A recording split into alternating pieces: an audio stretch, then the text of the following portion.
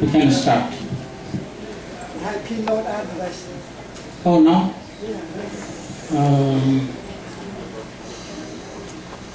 Keynote address? Where are you going to do that? Yeah, please. How many minutes? It's okay.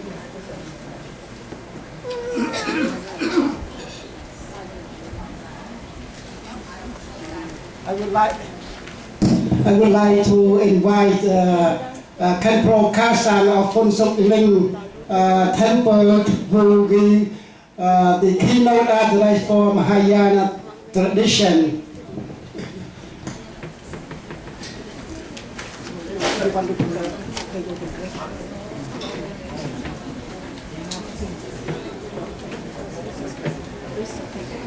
Yeah, okay.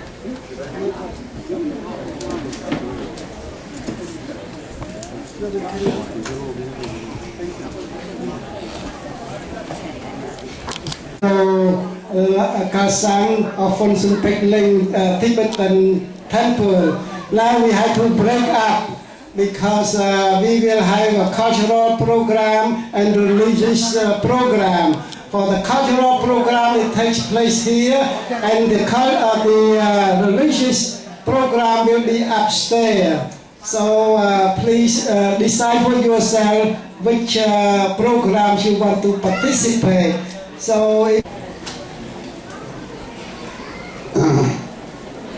Venerables, Dharma brothers and sisters, the organizers of the International Vesak celebration, I'm very happy to have this opportunity to celebrate the Buddha's birth, enlightenment, Mahaparinirvana at this holy place of Sri Lankan Dharma Center, which is hosting International Vesak celebration here for the 26th celebration.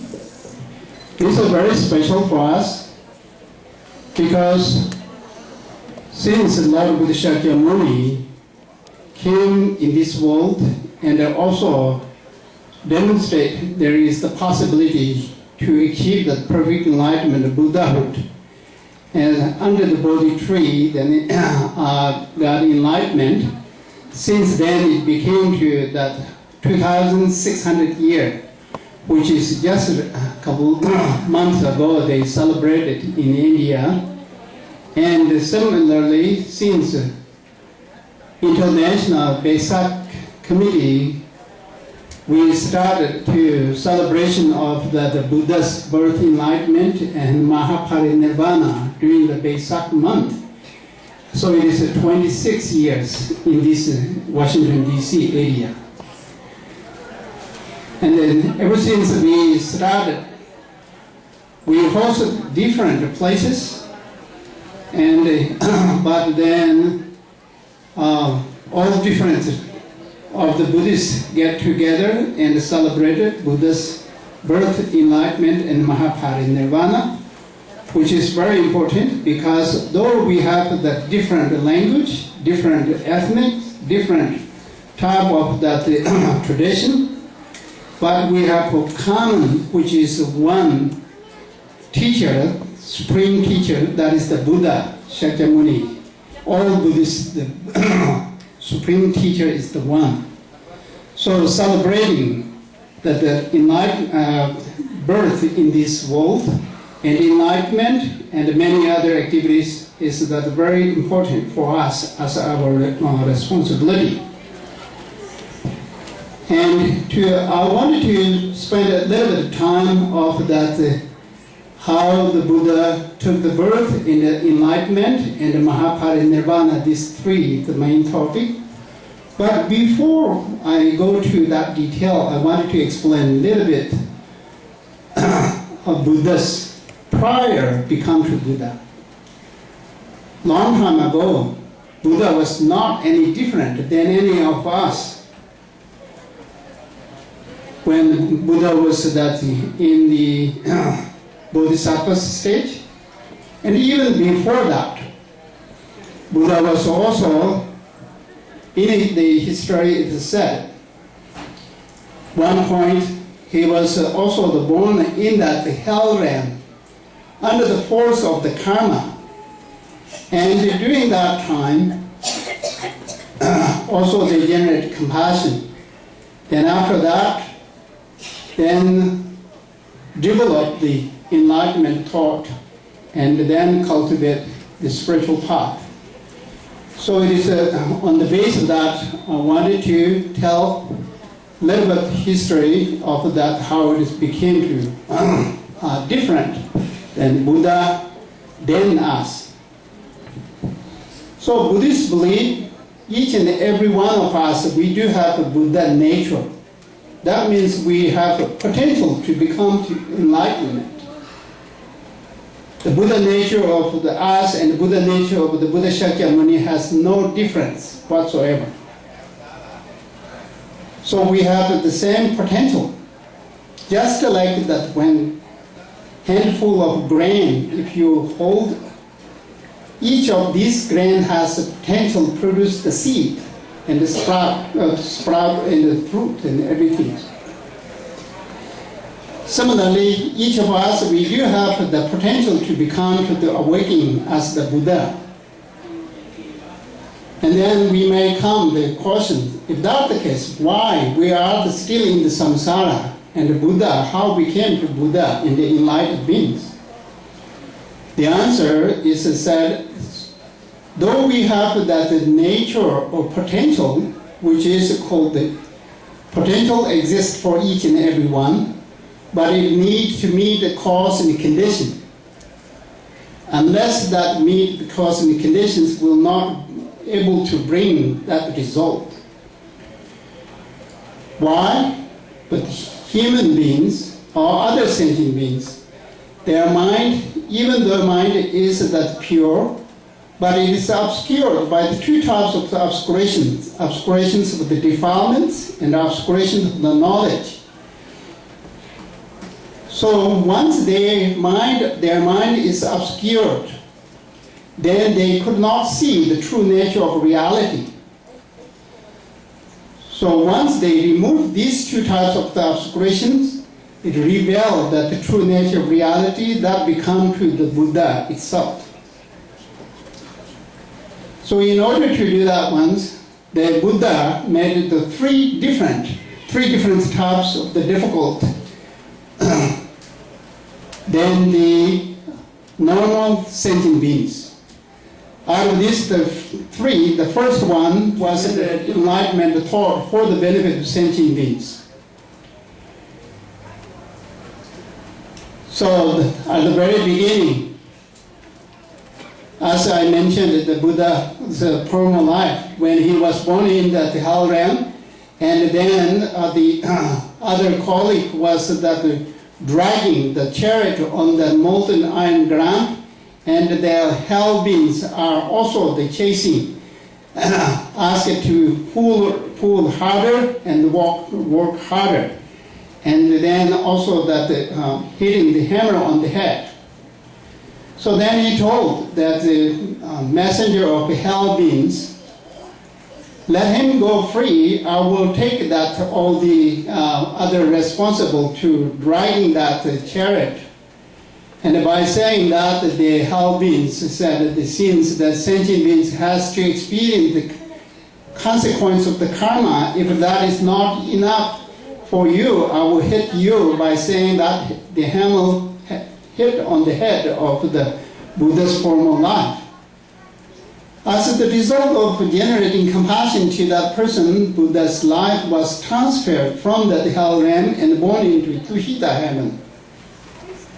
And then after that, Buddha was born in the son of one of his former life was that born in the son of that pottery. During that time, there was that another Buddha, which is also the same name, the great Shakyamuni.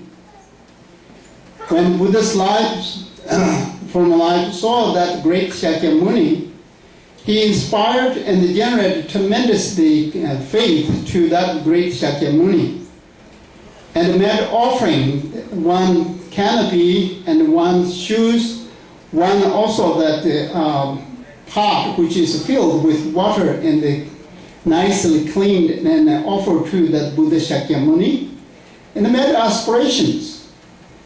Just as yourself, your holy body are pens, and then also the possess of the mark and examples, signs upon your body.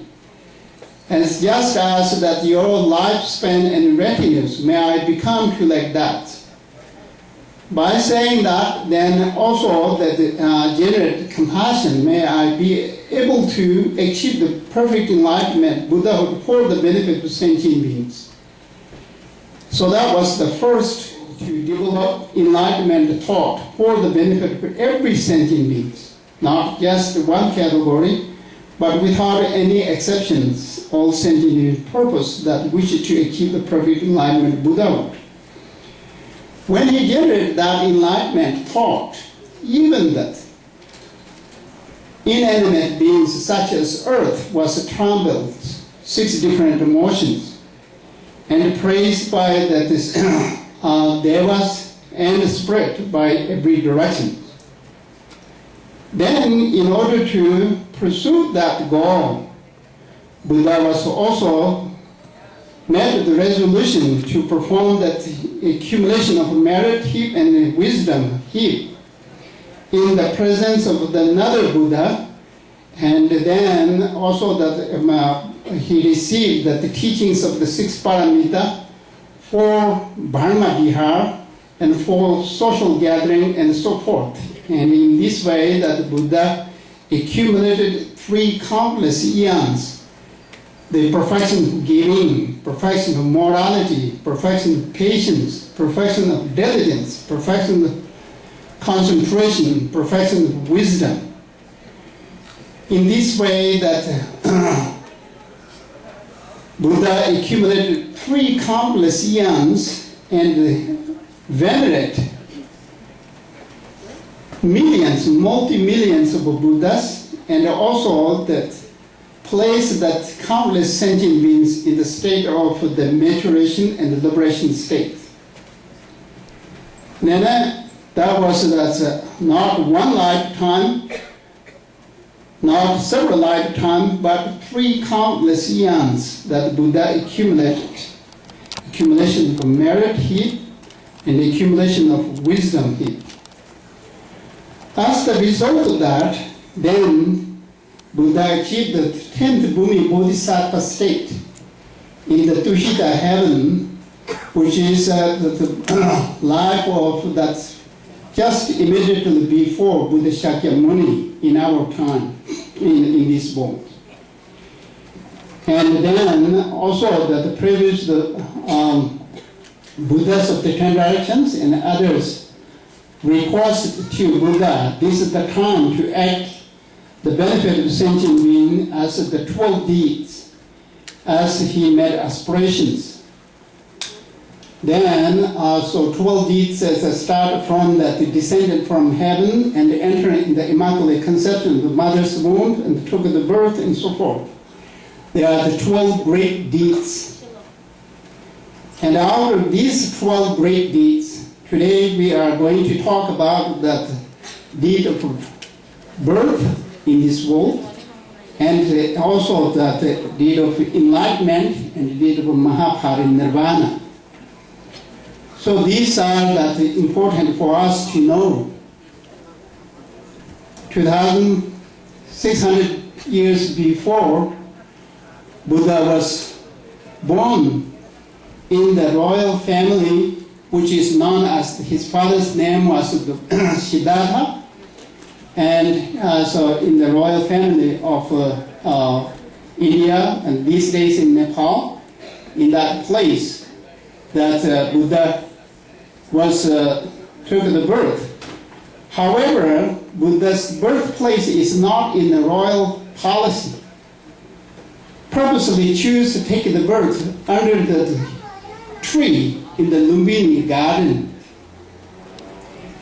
And then same day, the first day of the taking birth, the king of the Devas, such as the Indra and Brahma, can pay homage, which is that the object of veneration by the many of other spiritual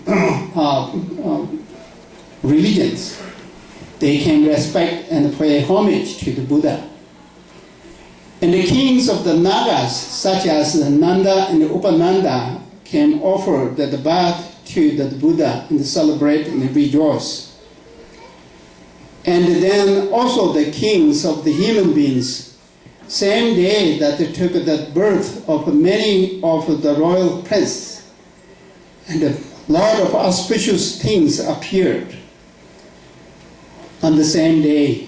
And then also the same day, Buddha was walking in the 4 directions, in the 7 steps in each direction, and proclaimed that he was not the ordinary being under the force of karma and defilement took the birth, but purposely choose in this place. And this is the last birth of that physical body, and I will lead that the sentient beings in the path of liberation and so forth, proclaimed on the first day. Such a great beings appear in this world is that first auspicious for general, for all sentient beings, particularly for us as a follower of Buddhists. This is that the first auspicious beginning in this world.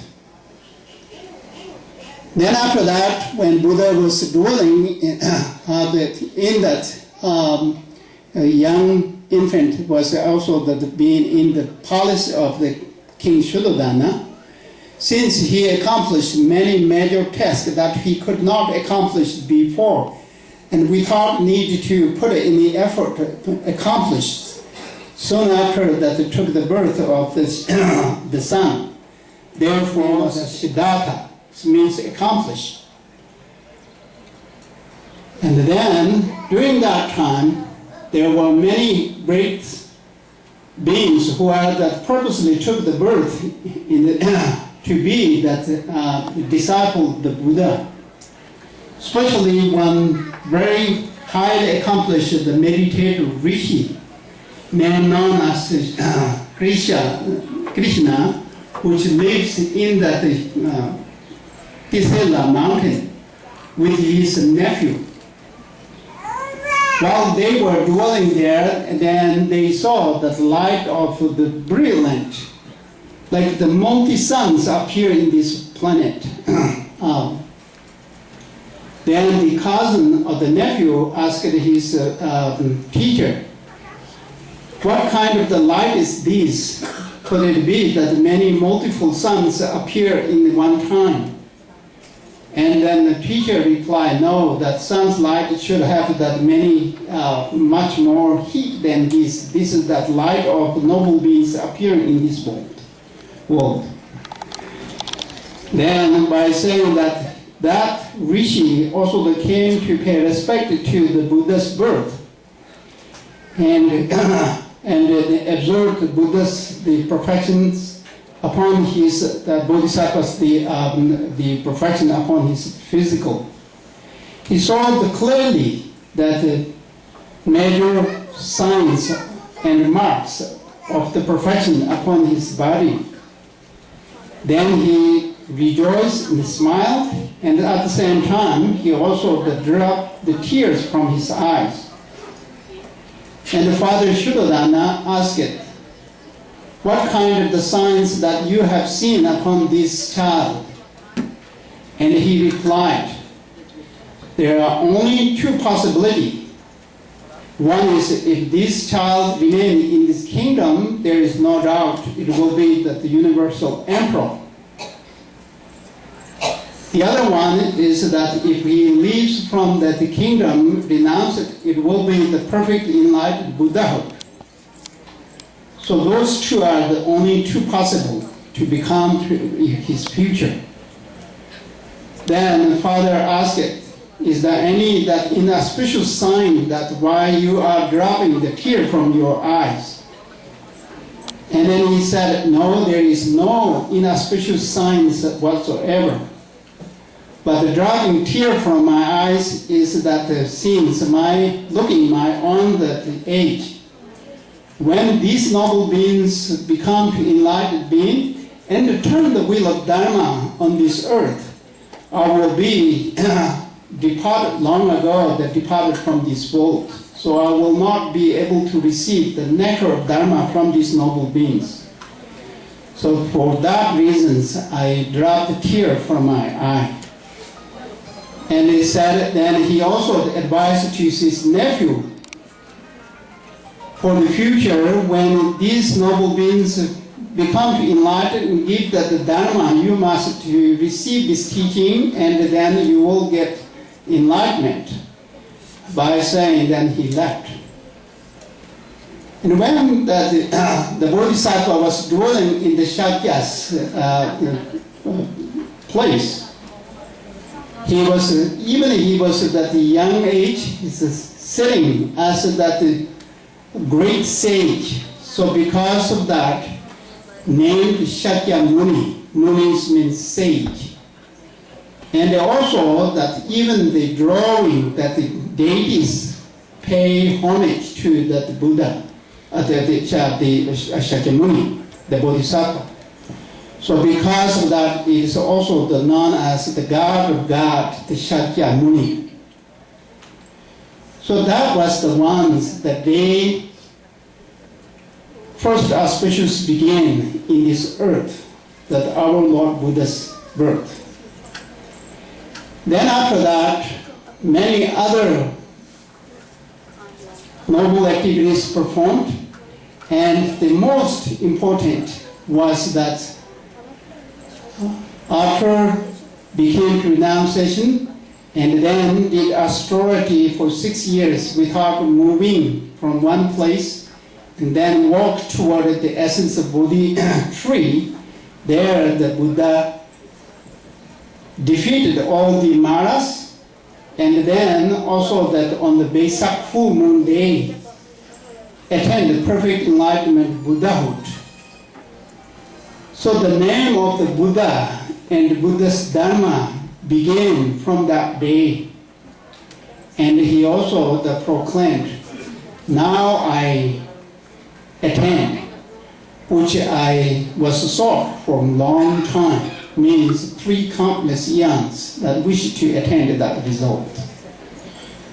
So it became to the perfect enlightened Buddha. That means abandon all the negative emotion, including propensities. Nothing needs to be removed from his mind. And they also attained that fully enlightenment, that all the positive qualities perfectly develop in his mind.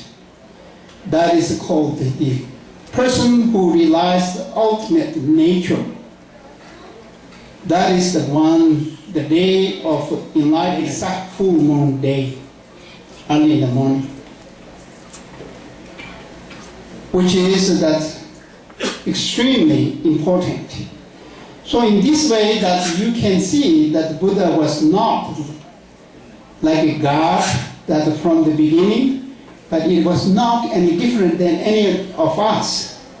However, through the process of that practice of the Dharma, attained and demonstrated that the Buddhahood.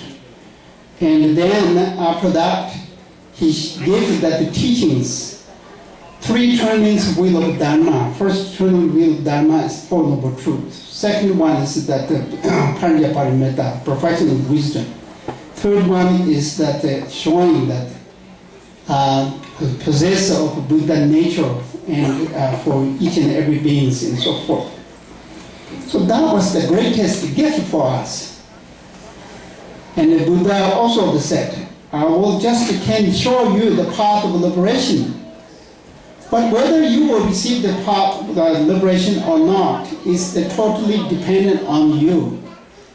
So for the followers, if they follow that strictly, the path of liberation, Buddha taught, then came again during the time of Buddha. Also, countless beings liberated in nirvana in the liberation state.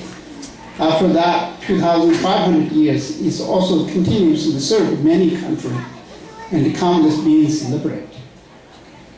And the last one is also the Buddha showed that impermanent, even that immortal, noble, and holy body of the Buddha is also subject to be changed. So in this way that the Buddha demonstrates the Mahaparinirvana are the Kushinagar, twin salak trees. So in this way that the Buddha also demonstrates the impermanent. During those times, the Buddha's birth, enlightenment, and the Mahaparinirvanas are also under the tree. So shows it is important to cherish not only living beings, but environment, and cherish of container and contained. So greatest teaching and demonstrate. And the 84,000 of Dhamma article, the Buddha's teaching, all of them are the Buddha's teaching, and each and every word of them are benefiting for the sentient beings. And his holy body, voice, mind, and activities, each of these also does benefiting countless sentient beings. So therefore, for us, we have a tremendous reason to celebrate this Vesak celebration. So with this, I wanted to appreciate for organizers, as well as the hosters and the participators to this celebration of holy activities for annually and particularly this year at this temple, that is Sri Lankan temple. Thank you very, very much. Great appreciation for each and every one of you. And looking forward